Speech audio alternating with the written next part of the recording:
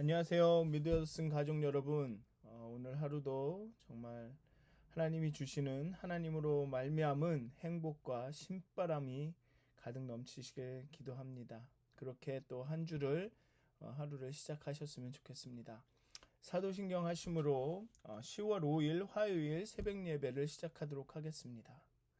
전능하사 천지를 만드신 하나님 아버지를 내가 믿사오며 그 외아들 우리 주 예수 그리스도를 믿사오니 이는 성령으로 잉태하사 동정녀 마리아에게 나시고 본디오 빌라도에게 고난을 받으사 십자가에 못 박혀 죽으시고 장사한 지 사흘 만에 죽은 자 가운데서 다시 살아나시며 하늘에 오르사 전능하신 하나님 우편에 앉아 계시다가 저희로서 산자와 죽은 자를 심판하러 오시리라.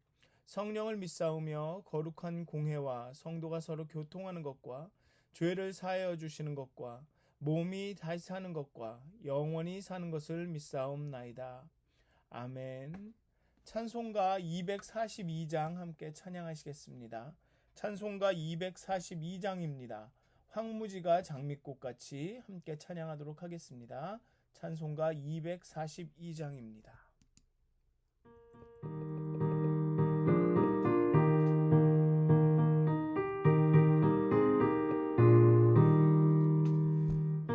황무지가 장미꽃같이 피는 것을 볼 때에 구속함의 노래 부르며 거룩한 길 다니리. 거기 거룩한 그 길에 검은 구름 없으니 낮과 같이 맑고 밝은 거룩한 길 다니리. 하나님의 아름다움과 그의 영광 볼 때에 모든 괴로움 잊어버리고 거룩한 길 다니리. 거기 거룩한 그 길에 검은 구름 없으니 낮과 같이 맑고 밝은 거룩한 길 다니리. 마른 땅에 샘물 터지고 사막에 물 흐를 때 기쁨으로 찬송 부르며 거룩한 길 다니리. 거기 거룩한 그 길에 검은 구름 없으니 낮과 같이 맑고 밝은 거룩한 길 다니리. 거기 악한 짐승 없으니 두려울 것 없겠네. 평안함과 즐거움으로 거룩한 길 다니리. 거기 거룩한 그 길에 검은 구름 없으니 낮과 같이 맑고 밝은 거룩한 길 다니리. 거기 죄인 전혀 없으니 거룩한 자뿐이라. 주님 주신 면류관 쓰고 거룩한 길 다니리. 거기 거룩한 그 길에 검은 구름 없으니 낮과 같이 맑고 밝은 거룩한 길 다니리. 아멘. 기도하시겠습니다. 하나님, 이 아침에 하나님 우리의 마음과 우리의 영과 우리의 온 존재를 다하여 하나님 앞에 나갑니다. 하나님 앞에 기도와 말씀으로 또한 찬양으로 나아갑니다.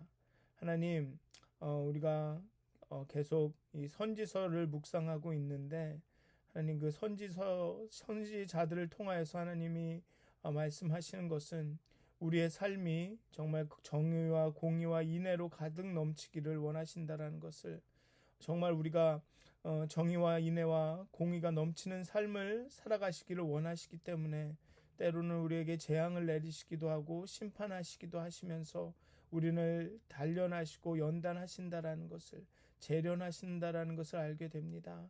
하나님, 정말로 하루하루 순간순간마다 하나님의 그 거룩한 길을 가기를 원합니다. 하나님, 무엇이 거룩한 것이며 무엇이 하나님을 기쁘게 하시는 일인지, 무엇이 정의이며 무엇이 공의인지, 어떠한 것이 인애로운 삶인지 하나님 순간순간 우리를 깨닫게 하여 주시옵소서.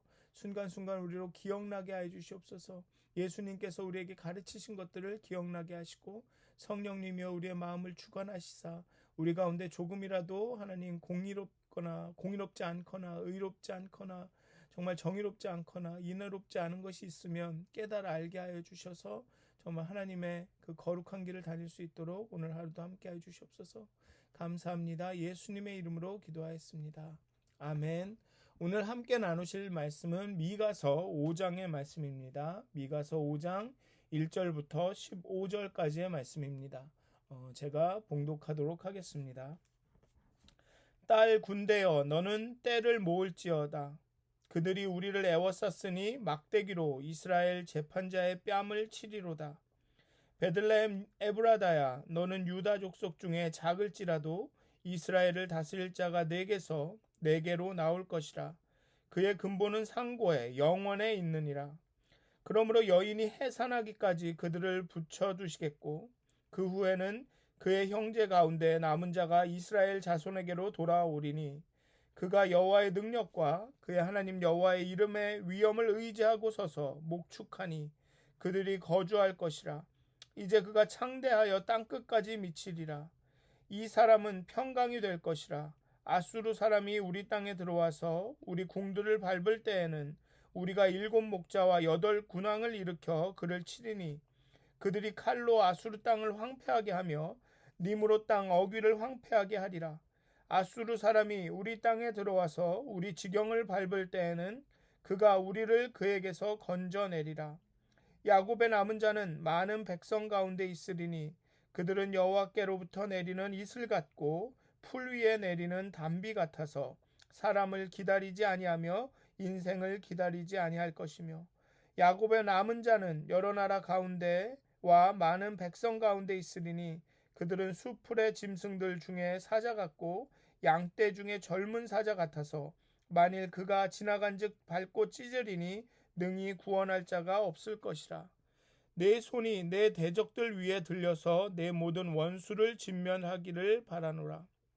여호와께서 이르시되 그날에 이르러는 내가 내 군마를 내 가운데에서 멸절하며 내 병거를 부수며 내 땅의 성읍들을 멸하며 내 모든 견고한 성을 무너뜨릴 것이며 내가 또 복수를 내 손에서 끊으리니 내게 다시는 점쟁이가 없게 될 것이며 내가 새긴 우상과 주상을 너희 가운데서 멸절하리니 내가 내 손으로 만든 것을 다시는 섬기지 아니하리라. 내가 또 내 아세라 목상을 너희 가운데서 빼버리고 내 성읍들을 멸할 것이며 내가 또 진노와 분노로 순종하지 아니한 나라에 갚으리라 하셨느니라. 아멘. 5장은 하나님의 온전한 통치와 하나님 나라의 이상을 선포한 사장에 대한 응답입니다. 이곳에서는 하나님 나라와 더불어 새로운 왕과 남은 자의 개념이 부각됩니다. 하나님의 통치에 대한 언약 백성들의 반응이 주목할 만합니다. 4장의 마지막에 하나님께서 이방 사람들을 타작마당의 단처럼 모으신 후에 딸 시온으로 하여금 그들을 치고 깨트릴 것이라는 여호와의 말씀을 전했습니다. 그리고 5장은 그에 대한 응답입니다. 이제 이방 사람들이 이스라엘을 둘러싸고 뺨을 칩니다. 수치를 당합니다. 수치를 당하는 이유는 분명합니다. 그들이 힘이 없어서도 강대국 사이에 끼어 국제 정세가 불리한 상황이기 때문도 아닙니다. 근본적으로는 하나님께 범죄하였기 때문입니다. 지도자들은 정의를 모르고 악을 행하고 선지자들과 제사장들은 그러한 지도자들에게 립 서비스를 함으로써 먹고 삽니다. 그것이 이스라엘이 수치를 당하는 근본적인 이유입니다. 그렇지만 그 수치는, 그 재앙은 그것으로 끝나는 것이 아닙니다. 새로운 건설을 위해서는 파괴가 필요하듯이 그들이 의지하고 안정감을 두던 모든 것을 없앤 후에야 하나님만을 의지하는 새로운 하나님의 백성으로 만드는 것이 재앙의 심판의 목적입니다. 이방 사람들에게 그렇게 둘러싸인 이스라엘에게 딸 시온에게 반전이 일어납니다. 그러니 군대를 모아라. 수치를 당하여서 죽을 것 같고 다 끝났다는 절망에 빠질 수도 있지만 기억해라. 베들레헴 에브라다야, 너는 유다 족속 중에서 작을지라도 이스라엘의 다스릴 자가 내게로 나올 것이라 라고 선지자는 선포합니다. 지금 이스라엘이 둘러싸였고 수치를 당하고 있지만 그럼에도 불구하고 군대를 모아라. 딸 군대여, 너는 때를 모을지어다. 왜냐하면 베들레헴 에브라다에서 유다족 속에서 가장 작을지라도 이스라엘의 다스릴 자가 거기에서 나올 것이기 때문에 그렇습니다. 그런데 왜 예루살렘이 아니고 베들레헴인가? 왜 다윗 왕과 솔로몬 왕이 거하던 예루살렘이, 그 성전이, 다윗의 성전이 가까이 있는 그 예루살렘이 아니고 왜 베들레헴인가? 여러 가지 해석이 있을 수 있습니다. 베들레헴은 다윗의 고향입니다. 그러니 다윗과 같은 새로운 왕이, 다스릴 자가 나와서 베들레헴에서 나와서 통일 왕국을 다시 세울 것이다 라고 해석할 수도 있습니다. 아니면 예루살렘은 기존 정치와 종교, 권력의 상징이고 중심이었으므로 베들레헴에서 다스릴 자가 나올 것이라는 것은 이 다스리는 자는 종교나 정치 체계에 의존하지 않고 거기서 발생하는 권리나 권력이 아닌 아주 새로운 전혀 다른 권력, 즉 하나님으로부터 말미암은 통치권을 가진 존재다. 즉 기존의 정치 종교 체제에서 나온 그 지도자가 아니라 오직 하나님으로부터 말미암은, 하나님으로부터 그 통치권을 위임받은 그런 다스리는 자, 지도자가 될 것이다라는 의미라는 것입니다. 여기도 보면 그가 여호와의 능력과 그의 하나님 여호와의 이름의 위엄을 의지하고 서서, 즉 왕정이 회복되거나 이스라엘 왕정이 회복되거나 정치적인 국가로서의 이스라엘의 회복을 말하는 것이 아니라 아주 다른 체제로서의 회복을 의미하는 것이죠. 왕이 다스리는 나라가 아닌, 그런 정치적인 왕이 다스리는 나라가 아닌 진짜 왕이신 하나님이 다스리는 나라가 될 것임을 암시한다고 생각할 수 있습니다. 신약에서 예수님의 출생지가 베들레헴이라고 하고 또 어디서는 나세렛이라고 하는 이유는 신약의 저자들은 예수님이 바로 이 미가서에서 나오는, 미가가 예언하는 이 다스릴 자로 본다라는 것입니다. 신약의 저자들은 예수님이 바로 이 미가서가 얘기하는 이 예언의 성취로, 예수님께서 바로 베들레헴에서 나오시는 그 다스리는 자로 신약의 저자들은, 신약의 우리의 믿음의 선배들은 그렇게 고백했다라는 것을 알 수 있습니다. 즉 구약의 모든 구원과 회복의 예언은 모두 예수님에게로 환원된다라는 것입니다. 이 다스릴 자가 베들레헴으로부터 나올 것이기에 지금 겪고 있는 재앙의 고통은 해산의 고통이 될 것입니다. 지금 겪고 있는 이 심판의 고통은 그냥 심판을 받아서 고통스러워하다가 죽음으로 끝나는 것이 아니라 새로운 생명을 낳는 해산의 고통이 될 것입니다. 그러니 그 고통을 견디고 해산의 날을 기다려야 하는 것입니다. 그래서 해산의 날까지 이방 사람들을 붙여두신다고 말씀하는 것입니다. 해산의 날까지 이방 사람들을 붙여두어서 이방 사람들이 이스라엘을 괴롭게 해서 그들이 지금까지 의지하고 그들의 안정감을 두었던 모든 것을 없애버린 후에야 정말 이스라엘 백성이 하나님만을 의지하고 하나님만을 부르짖고 하나님께 돌아올 때까지, 그렇게 돼서 새로 탄생된 새로운 이스라엘이 될 때까지 하나님께서는 이방 사람들을 이스라엘 옆에 붙여두실 거라고 이야기하고 있습니다. 그러나 그 해산의 날이 되면 이스라엘의 남은 자가 돌아올 것이고 사장의 예언이 실현될 것입니다. 그리고 다스릴 자가 베들레헴으로부터 나와서 이 새로운 이스라엘을 새롭게 인도하시고 다스리실 것이라고 말하고 있는 것입니다. 이 다스릴 자는 여호와의 능력과 여호와의 이름의 위엄으로 여호와의 능력과 위엄을 의지하고 서서 목축할 것이라고 나와 있습니다. 이 다스릴 자는 왕이 아니라 목자라는 것입니다. 완전히 다른 형태의 지도자입니다. 시편 23편은 여호와는 나의 목자시니라는 고백을 합니다. 하나님은 근본적으로 왕이라는 형식의 통치보다는 목자라는 형식의 인도함을 더 선호하시는지도 모르겠습니다. 목자가 없으면 양은 흩어지지만 목자가 세워지면 양은 모입니다. 그리고 이 목자는 여호와의 능력과 위엄을 의지하여 섭니다. 즉 결국 다스리는 이는 여호와라는 것입니다. 하나님이 통치의 근원이시고 그 하나님의 통치는 목자와 같은 인도함으로 나타나는 것입니다. 그리고 이 사람은 평강이 될 것입니다. 양떼 가운데 목자가 있으면 양들이 평안히 풀을 뜯는 것처럼 이 다스릴 자는 평강이 될 것입니다. 그렇게 평강을 이스라엘에게 줄 것입니다. 아수르가 침범하면 7 목자와 8 군왕을 일으켜 그를 칠 것입니다. 7 목자와 8 군왕은 그저 수가 많다, 많은 사람들, 많은 군왕과 많은 목자라고 이해하면 좋을 것 같습니다. 7과 8에 큰 의미를 부여할 이유는 없습니다. 목자와 군왕, 통치와 돌봄이 함께 가야 함을 알려주는 것 같습니다. 하나님께서 왕이면서 목자인 것처럼 이 다스릴 자가 왕이면서 목자인 것처럼 또한 아수르의 침범을 물리치는 것도 목자와 왕, 통치하는 이와 돌보는 자가 함께 그 아수르의 침범을 막을 것이다라고 이야기하고 있는 것 같습니다.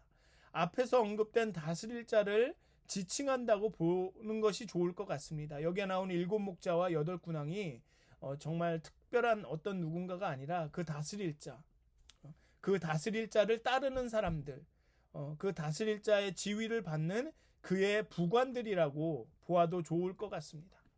어쨌든 이들은 칼로 아수르 땅을 황폐하게 하고 니므롯 땅 어귀를 황폐하게 합니다. 아수르 사람들에게서 이스라엘을 건져낼 것입니다. 여기서 황폐하다, 황폐하게 하다라고 번역된 동사와 앞에서 다스릴 자가 여호와의 이름과 그 이름의 위엄과 능력을 의지하고 서서 목축할 것이다 라고 말할 때 이 목축하다와의 같은 동사입니다. 여기서 아수르를 황폐하게 하는 것과 목축하는 것과가 이렇게 번역된 동사가 같은 동사입니다. 여호와의 인도하심, 그 다스릴 자의 인도하심은 이스라엘에게는 먹이고 돌보는 목축으로, 이방 사람들에게는 칼로 이루어지는 황폐케 함으로 나타난다는 것입니다. 하나님은 자신을 따르는 자를 사랑하고 자신을 거역한 자를 미워한다는 이렇게 두 개의 각각 다른 감정으로 이 자신을 따르는 자와 거역하는 자를 대하신다라고 생각을 합니다. 그러니까는 자신을 따르는 사람들한테는 막 이렇게 사랑하는 감정으로 대하고 자신을 거역하는 자를 막 미워하는 감정으로 대한다라고 생각하시는데 그것은 하나님이 변하시지 않는다는 말에 위배가 됩니다. 하나님은 항상 변하시지 않고 항상 정의로우시고 공의로우시고 인자하신데 이 정의와 공의와 인자가 하나님의 말씀을 순종하는 자에게는 호의와 존중으로 나타나고 하나님을 거역하는 자들에게는 심판과 정죄함으로 보여진다라는 것입니다. 하나님은 항상 정의롭고 공의로우시고 인자하신데 말씀을 순종하고 따르는 자들에는 그 정의와 공의와 인자가 호의와 존중으로 당연한 것으로 보여지고 하나님을 거역하는 자들에게는 그 공의와 정의와 인자가 심판과 정죄로 느껴진다라는 것입니다. 왜냐하면 거역하는 자들은 죄를 범했기 때문에 뭐가 옳고 그른 것을 안다면 그게 무서움으로 다가오는 것이죠. 하나님의 정의와 공의와 인자가. 하나님은 변하시지 않습니다. 다만 하나님을 거역하느냐 순종하느냐에 따라 하나님이 다르게 보이는 것이죠. 어쨌든 7절과 8절에서는 야곱의 남은 자들이 열방 가운데 있어서 이슬과 담비 같을 것이고 사자와 젊은 사자 같을 것이라고 합니다. 여기서 이스라엘은 하나님이 자신들을 선택한 목적을 회복합니다. 하나님은 이스라엘을 열방의 모범으로 하나님 나라의 백성의 예로 선택하셨습니다. 즉 이스라엘을 통해 열방이 하나님께 돌아오는 것, 그것이 하나님의 목적이었습니다. 이스라엘은 열방 가운데서 이슬과 담비, 하나님의 은혜의 통로의 역할을 합니다. 그런데 이슬과 담비는 사람들을 기다려주지 않습니다. 이슬은 아침 해와 함께 사라집니다. 담비는 해가 뜨고 구름이 걷히면 더 이상 내리지 않습니다. 따라서 이슬과 담비를 사모한다면 그 아침에 와서 일찍 기다려야 합니다. 그렇게 이스라엘은 열방 가운데서 이슬과 담비의 역할을 합니다. 그렇게 열방이 이슬과 담비를 사모하여서 돌아오도록, 하나님께 돌아오도록, 하나님을 기다리고 기대할 수 있는 그런 통로가 됩니다. 또한 이스라엘은 은혜의 통로이기도 하면서 심판의 통로이기도 합니다. 이스라엘은 사자 같아서 지나가는 곳을 밟고 찢습니다. 원수를, 하나님을 거역하는 자들을 진멸하게 됩니다. 그렇게 이스라엘은 다시금 하나님이 애초에 이스라엘을 선택하시면서 계획하셨던 그 목적을 이루게 됩니다. 그리고 다시 심판의 말이 나옵니다. 앞에 회복의 말은, 이스라엘이 이렇게 회복될 것이다라는 이 말은 어쩌면 심판을 조금 견디기 쉽게 만드는 진통제였을 수도 있습니다. 아니면 심판과 재앙을 겪는 자들에게 어떤 조금의 소망을 주려는 말이었을 것입니다. 하나님은 먼저 군마를 멸절하신다고 합니다. 이스라엘의 군사력은 이스라엘로 하여금 하나님을 떠나게 했습니다. 또 이방의 군사력은 이스라엘로 하여금 여호와 하나님을 떠나 열방을 향하도록 했습니다. 그렇기 때문에 하나님은 이 군사력들을, 군마를 다 없애셔서 정말 이스라엘이 누구를 의지해야 하는지를 알게 하십니다.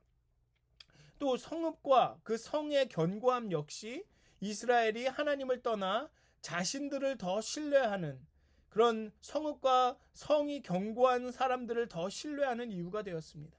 그렇기 때문에 하나님은 성읍과 성의 견고함 역시 다 무너뜨리십니다.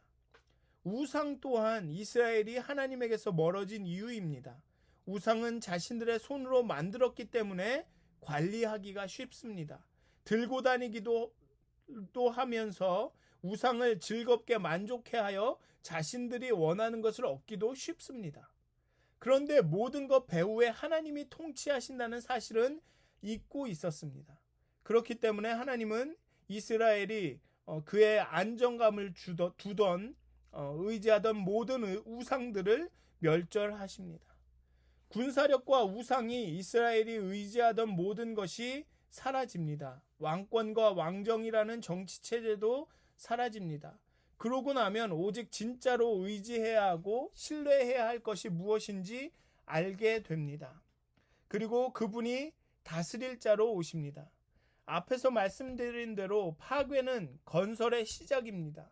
심판과 재앙은 그것으로 끝이 아니라 하나님만을 신뢰하고 하나님의 통치에 순종하는 새로운 족속, 새로운 나라를 건축하기 위한, 건설하기 위한 하나님의 파괴 행위였던 것입니다.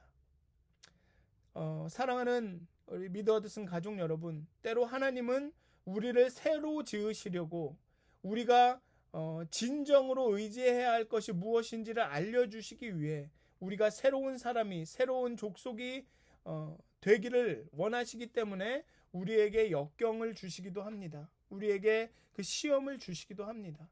저는 팬데믹이 그런 경우라고 생각합니다. 우리가 익숙하게 여기던 것, 우리가 반복적으로 행동을 하면서 이게 모든 게 잘 되고 있다라고 이 안정감을 느끼고 있던 모든 것을 멈추게 하심으로써 정말 우리가 무엇을 신뢰해야 하며 우리의 안정감과 우리의 신뢰를 어디에 두어야 하는지를 우리에게 깨닫게 해주셨다라고 생각이 듭니다. 우리가 매일 매주 드리던 그 예배 장소, 우리가 의지하던 의료 체계, 뭐 이런 것들이 모두 스탑하고 어려움을 겪는 걸 보면서 우리가 의지해야 할 것은 교회 건물, 교회에 나와서 드리는 예배가 아니라 진짜 하나님이구나. 우리가 의지해야 되는 것은 정치 체계나 의료 체계가 아니라 하나님이구나라는 것을 깨닫게 해주시는 것은 아닌가라는 그런 생각이 듭니다. 그렇게 이 다스릴 자, 그 아무것도 아닌 정말 우리가 생각지도 않았던 별거 아니라고 여겼던 그런 곳에서 나오는 이 다스릴 자, 그 다스릴 자를 정말 신뢰하고 따라가고 그분을 의지하는 것이 정말 이 새로운 족속으로 새로운 사람으로 태어나는 그런 길이 아닌가라는 그런 생각을 해봅니다. 그래서 오늘 하루 여러분들 사실 텐데요. 정말 우리의 안정감을 우리가 신뢰하는 것이 무엇인가를 다시 한번 살피셨으면 좋겠습니다. 그리고 정말 우리가 따르고 신뢰하고 정말 부르짖어 불러야 할 분은 여호와 하나님이심을, 예수님이심을 다시 한번 기억하시고 정말 오늘 삶 가운데 정말 예수님을 신뢰하고 의지하고 따라가심으로 우리의 목자이시며 왕이신 그분을 그분의 통치와 그의 인도하심을 따라가심으로써 오늘 하루도 정말로 하나님이 주시는 그 행복과 그 새로움, 신바람으로 가득 넘치는 그런 삶을 살아가시기를 주님의 이름으로 축원드립니다. 기도하시겠습니다. 하나님, 우리의 목자 되시고 우리의 왕이 되시는 하나님, 우리를 통치하시고 우리의 삶의 모든 일들을 다스리시고 또한 목자처럼 우리를 돌보시고 인도하시는 하나님, 하나님의 그 통치와 인도하심에 우리를 맡겨드립니다. 때로는 우리가 정말 안전하다고 여기는 것들, 우리가 의지하던 많은 것들, 그로 인해서 하나님을 바라보지 못할 때가 있었습니다. 하나님, 우리가 그 모든 것들을 내려놓고 오직 하나님만을 바라보기 원합니다. 하나님, 우리가 의지했던 것, 우리가 신뢰하던 것, 모든 것을 내려놓고 오직 하나님만을 바라보며 하나님만을 신뢰하며 하나님만을 의지하기 원합니다. 그 재앙과 심판 가운데, 역경과 시험 가운데, 어려움 가운데 정말 의지할 어떤 것을 찾기보다 하나님 겸손히 무릎 꿇고 하나님을 향해 두 손을 들며 하나님을 부르짖으며 의지하기 원합니다. 하나님, 교만해진 우리의 눈과 마음을 낮춰주시고 오직 겸손히 하나님께 굴복하며 하나님께 나아가는 하루가 될 수 있도록 그렇게 하나님을 경험하며 하나님의 통치와 인도하심을 따라가는 하루가 될 수 있도록 하나님 함께하여 주시옵소서. 감사합니다. 예수님의 이름으로 기도하였습니다. 아멘. 하늘에 계신 우리 아버지여, 이름이 거룩히 여김을 받으시오며 나라가 임하옵시며 뜻이 하늘에서 이루어진 것 같이 땅에서도 이루어지이다. 오늘 우리에게 일용할 양식을 주옵시고 우리가 우리에게 죄진 자를 사하여 준 것 같이 우리의 죄를 사하여 주옵시고 우리를 시험에 들게 하지 마옵시고 다만 악에서 구하옵소서. 나라와 권세와 영광이 아버지께 영원히 싸움나이다. 아멘. 행복한 하루 되시길 기도합니다.